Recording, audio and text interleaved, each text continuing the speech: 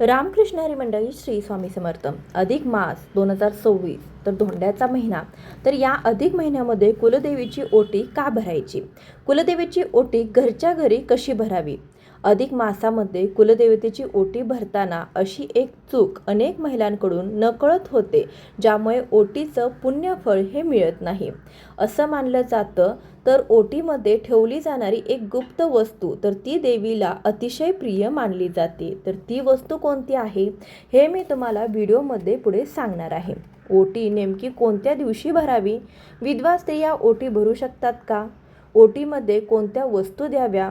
ओटीमध्ये कोणत्या वस्तू देणं टाळायचं आहे? ओटी भरताना एक चूक आपल्याला चुकून देखील करायची नाही. कुलदेवीला ओटीमध्ये द्या ही एक वस्तू. ओटीतील वस्तूंचं नंतर काय करावं, असे बरेचसे प्रश्न आज आपण पाहणार आहोत. अधिक महिना म्हणजे धोंड्याचा महिना 17 मे 2026 वार रविवार या दिवसापासून सुरू झालेला आहे. समाप्ती 15 जून 2026 वार सोमवार या दिवशी अधिक मासाची समाप्ती ही होणार आहे. अधिक महिना दरवर्षी येत नाही तर 3 वर्षातून एकदा येतो. संपूर्ण महिना भगवान श्रीहरी विष्णू यांना हा समर्पित असतो आणि या महिन्यात जास्तीत जास्त भगवान श्रीहरी विष्णूंची उपासना केली जाते. अधिक मास हा संपूर्ण महिना शुभ कार्यासाठी खूप खास मानला जातो. या महिन्यामध्ये दान, जप, तप, धार्मिक ग्रंथाचे पठण केल्याने आपल्याला अनेक पटीने पुण्यफळ हे मिळते. अधिक मास म्हणजे खगोलशास्त्राचे कारण आहे. आपले हिंदू कॅलेंडर चंद्र आणि एक सूर्यवर्ष अशा पद्धतीने चालते. चंद्रवर्ष हे 353 दिवसाचे असते तर सौरवर्ष हे 365 दिवसाचे असते. तर यामध्ये सुमारे 11 दिवसांचा फरक पडतो आणि हा 11 दिवसांचा फरक भरून काढण्यासाठी प्रत्येक 3-3 वर्षांनी अधिक महिना हा जोडला जातो आणि म्हणून याला अधिक मास म्हणजे धोंड्याचा महिना असं देखील म्हटलं जातं. अधिक महिन्याला कोणताही स्वामी नसल्याने भगवान श्रीहरी विष्णू यांनी या महिन्याला आपले स्वतःचे नाव देऊन पुरुषोत्तम मास असं केलं आहे आणि त्याचे महत्त्व दुपटीने वाढवले आहे. म्हणून हा धोंड्याच्या महिन्यामध्ये जास्तीत जास्त भगवान श्रीहरी विष्णू यांची सेवा व उपासना केली जाते.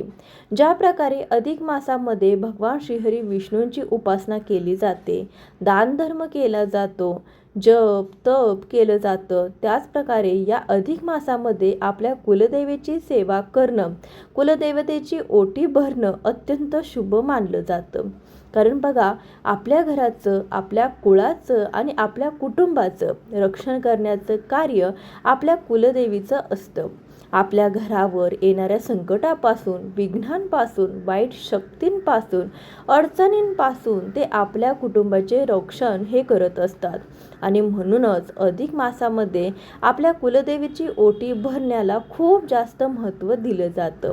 तर ओटी भरायची म्हणजे नेमकं काय करायचं? तर ओटी कधी आणि कशी भरावी? अधिक मासामध्ये आपल्या कुलदेवतेची ओटी भरणं म्हणजे फक्त काही वस्तू आपण कुलदेवतेसमोर म्हणजेच कुलदेवतेच्या मूर्ती असेल किंवा कुलदेवतेचा फोटो असेल, टाक असेल त्यासमोर काही वस्तू ठेवणं असा नसतो. तर कुलदेवी ही देखील एक स्त्री शक्ती आहे. त्या स्त्री शक्तीला मान सन्मान देणं, कुलदेवतेच्या स्त्री शक्तीला सन्मान देणं, देवीच्या मातृत्वाचा मानपान करणं, अपार सामर्थ्य असलेल्या त्या स्त्री शक्तीला, तिच्या कृपेला, तिच्या आशीर्वादाला मानपान देणं, तिचा सन्मान करण्याचा तो एक पवित्र धार्मिक विधी मानला जातो. असं मानलं जातं की अधिक मासामध्ये दैवी तत्व हे अत्यंत प्रमाणामध्ये जागृत प्रमाणामध्ये असतं. या दिवसात श्रद्धेने, भक्तिभावाने आपण कुलदेवतेची ओटी भरली तर तिचा योग्य तो मानपान केला तर आपली कुलदेवी भक्तांच्या जीवनातील दुःख, दारिद्र्य, संकटे, अडचणी, विघ्ने ही दूर करून भक्तांच्या जीवनामध्ये सुख, शांती, समृद्धी आणि भरभराट आणते. तर आपण आपल्या जीवनामध्ये भरपूर सारं कष्ट करत असतो, जीवनामध्ये खूप सारा संघर्ष करत असतो. कितीही मेहनत केली तरी त्याचं फळ हे आपल्याला मिळत नाही. आपलं नशीब आपली साथ देत नाही. आपण कराल त्या कामामध्ये अडचणी, अडथळे हे येतच राहतात. आपलं दुःख काही केल्या कमी होत नाही. घरात भरपूर प्रमाणामध्ये पैसा येतो पण आलेला पैसा घरामध्ये टिकतच नाही. घरामध्ये आजारपण वाढलेला आहे किंवा घरामध्ये सतत भांडणे, वादविवाद, कलह, गैरसमज वाढलेला आहे. घरामध्ये अशांतता निर्माण झालेली आहे. तर मग अशा वेळी आपल्या कुलदेवीची कृपा प्राप्त करून घेणं अत्यंत महत्त्वाचं मानलं जातं. आणि म्हणूनच अधिक मासामध्ये आपल्या कुलदेवीची ओटी भरणं, देवीचा आशीर्वाद कायम आपल्या कुटुंबावर राहणं हे देखील खूप जास्त महत्त्वाचं मानलं जातं.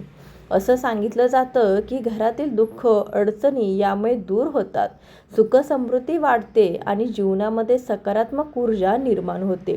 विशेष म्हणजे ही ओटी तुम्ही तुमच्या घरीसुद्धा भरू शकता किंवा जवळच्या देवीच्या मंदिरामध्ये जाऊन देखील भरू शकता.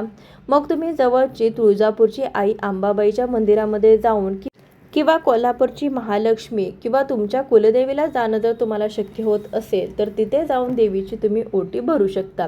जर तुमच्या घरामध्ये कुलदेवतेचा फोटो, टाक किंवा मूर्ती असेल तर घरच्या घरी श्रद्धेने अतिशय पवित्र आणि शुभ धार्मिक अधिक मासामध्ये म्हणजेच धोंड्याच्या महिन्यामध्ये देवीची ओटी भरली तर तुम्हाला अक्षय पुण्यफळ हे प्राप्त होईल.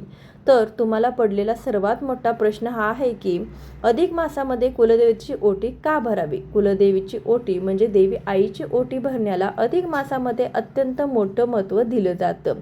तर बघा, अधिक मास हा संपूर्ण महिना भगवान श्रीहरी विष्णू यांना समर्पित असला तरी धोंड्याच्या महिन्यामध्ये देवीची पूजा करणं, मंत्र जप करणं, तुम्हाला ज्या काही शक्य होतील त्या कुलदेवीच्या सेवा करणं या देखील अत्यंत शुभ आणि पुण्याच्या मानल्या जातात.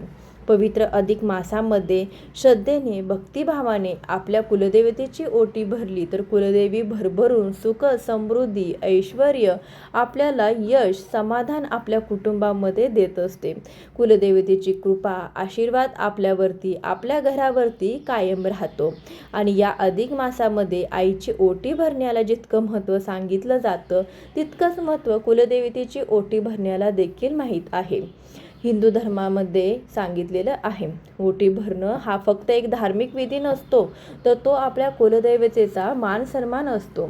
तो आपल्या हिंदू धर्मात पवित्र संस्कृतीचा, आपल्या निर्मळ मनाच्या श्रद्धेचा, आपल्या पवित्र भक्तीचा एक कुळाचार मानला जातो. त्यामुळे या पवित्र अतिशय शुभ अशा या पावन अधिक मासामध्ये आपल्या कुलदेवतेची ओटी ही नक्कीच भरावी. तर या पवित्र अधिक महिन्यामध्ये आपल्या कुलदेवतेची ओटी नेमकी कधी भरावी? तर बघा, आपण वर्षातील काही अत्यंत महत्त्वाचे दिवस असतात, विशेष महत्त्वाच्या तिथी आणि जे पवित्र महिने आपल्या हिंदू धर्मामध्ये येतात त्या पवित्र महिन्यामध्ये आपण कुलदेवतेची ओटी भरत असतो. तर आता सध्या जो पवित्र अधिक मास सुरू आहे तर या अधिक मासामध्ये कोणत्याही मंगळवारी किंवा शुक्रवारी कुलदेवतेची ओटी आवर्जून भरावी. या दिवशी भरलेली ओटी अतिशय शुभ, पवित्र, पुण्याची मानली जाते. तर हे खूप महत्त्वाचं देखील मानलं जातं. तर बघा, आपण या अधिक मासामध्ये आपल्या कुलदेवतेची ओटी भरली तर आपल्या कुलदेवतेचा कृपाशीर्वाद आपल्यावरती कायम राहतो. आपल्या कुटुंबावरती तिची कृपादृष्टी राहते. आपल्या आयुष्यामध्ये येणारे दुःख, संकटे, अडथळे, अडचणी जे काही आहे तर ते देखील दूर होण्यास मदत होते. जीवनामध्ये तुम्ही खूप संघर्ष करता, मेहनत घेता, त्याचं योग्य फळ तुम्हाला मिळवण्यास मदत होते. आपल्या नशिबाचे दरवाजे उघडण्यास मदत होते. आपलं झोपलेलं नशीब जागं होण्यास मदत होईल. कुलदेवतेच्या कृपेने आपल्या घरात सुख, समृद्धी, समाधान, शांतता, आनंद, आपल्या घरामध्ये एकोपा आणि प्रेम देखील वाढेल. आपल्या घरातील जी काही नकारात्मक ऊर्जा आहे तर ती देखील नष्ट होऊन घरामध्ये आनंद आणि सकारात्मक ऊर्जा प्रवाहित होईल. आपल्या जीवनातील ज्या काही अशुभ घटना घडणार आहेत तर त्या टाळण्यास देखील मदत होते. कुलदेवतेची कृपा प्राप्त होते आणि म्हणूनच अधिक महिन्यामध्ये, या पवित्र महिन्यामध्ये, धोंड्याच्या महिन्यामध्ये आपल्याला आपल्या कुलदेवतेची ओटी जी आहे तर ती नक्कीच भरायची आहे. अधिक मासामध्ये शुद्ध अंतःकरणाने, निर्मळ मनाने आणि श्रद्धेने ही ओटी भरली तर तुमचं भाग्य हे उजळू शकतं. यामुळे तुमच्या जीवनात दुःख, दारिद्र्य नष्ट होण्यास नक्कीच मदत होईल. अधिक मासामध्ये कुलदेवतेची ओटी भरत असताना ओटीमध्ये एक अत्यंत पवित्र वस्तू अर्पण करायची आहे. त्याचबरोबर आपण कुलदेवीला जे 16 शृंगाराचं साहित्य अर्पण करतो तर कुलदेवतेची ओटी भरत असताना त्यामध्ये अशा 2 वस्तू ज्या आहेत ज्या आपल्याला चुकूनही ओटीमध्ये ठेवायच्या नाहीत. तर कुलदेवतेची ओटी भरण्याची योग्य पद्धत कोणती? ओटी कोठे भरावी, कोणत्या दिवशी भरावी, ओटी भरताना कोणती महत्त्वाची काळजी घ्यावी, अशी संपूर्ण माहिती आज मी तुम्हाला या या व्हिडिओमध्ये सविस्तरपणे सांगणार आहे, त्यामुळे व्हिडिओ शेवटपर्यंत नक्की पहा, कुठेही स्किप करू नका. तुमच्या घरामध्ये तुम्ही अधिक मासामध्ये विशेष पूजा करत असाल किंवा नसाल, रोजचा जप करत असाल किंवा नसाल, तरीही प्रत्येकाने आपल्या कुलदेवतेची ओटी ही आवर्जून भरायची आहे. बऱ्याच मैत्रिणींच्या मनामध्ये प्रश्न येतो की आपण मोठी पूजा करत नाही, विशेष व्रत करत नाही किंवा घरामध्ये धार्मिक विधी होत नाही, तर आपण कुलदेवतेची ओटी भरावी का? तर नक्कीच भरावी, कारण कुलदेवतेची ओटी भरणं हे आपल्या श्रद्धेचा, आपल्या कुळाचाराचा एक अत्यंत महत्त्वाचा भाग मानला जातो. जरी तुम्ही अधिक मासामध्ये रोजची उपासना करत नसाल, तरीही निर्मळ अंतकरणाने आणि मनोभावे तुम्ही पूर्ण श्रद्धेने आपल्या कुलदेवतेची ओटी भरली तर त्याचं अक्षय पुण्य फळ नक्कीच प्राप्त होईल. जर तुमच्या घरामध्ये तुम्ही अधिक मासामध्ये जप, पूजा, व्रत, नामस्मरण, भगवान विष्णूंची उपासना करत असाल, तर अशा वेळी कुलदेवतेची ओटी भरण्याला आणखीनच जास्त महत्त्व प्राप्त होतं. ज्या प्रकारे आपण विविध सण, उत्सव, शुभतिथीमध्ये आपल्या कुलदेवतेची पूजा करतो, तिची सेवा करतो, तसंच अधिक मासामध्ये सुद्धा कुलदेवतेची ओटी भरणं हा एक महत्त्वाचा कुळाचार मानला जातो. आपली कुलदेवी ही आपल्या घराचं, आपलं आणि आपल्या संपूर्ण कुळाचं संरक्षण हे करत असते. तिच्या कृपेने घरामध्ये सुख, शांती, समाधान, समृद्धी टिकून राहते असं मानलं जातं. आणि म्हणूनच प्रत्येकाने श्रद्धेने आणि मनोभावे आपल्या कुलदेवतेची ओटी या अधिक मासामध्ये नक्कीच भरायची आहे. कुलदेवतेची ओटी भरताना चुकून ही गोष्ट करायची नाही, तर ती गोष्ट आवर्जून आपल्याला टाळायची आहे. ही अत्यंत महत्त्वाची गोष्ट ओटी भरताना लक्षात ठेवायची आहे. आपल्या कुलदेवतेचा मान सन्मान करायचा असतो आणि म्हणून आपल्या देवघरामध्ये कुलदेवतेचा टाक, फोटो किंवा मूर्ती असणं अत्यंत शुभ मानलं जातं. जर तुमच्या घरामध्ये कुलदेवतेचा टाक असेल, त्यासमोर तुम्ही ही ओटी भरू शकता. टाक नसेल तर कुलदेवतेच्या फोटोसमोर किंवा मूर्तीसमोर तुम्ही श्रद्धेने ओटी भरली तरी देखील पुण्यफळ हे प्राप्त होतं.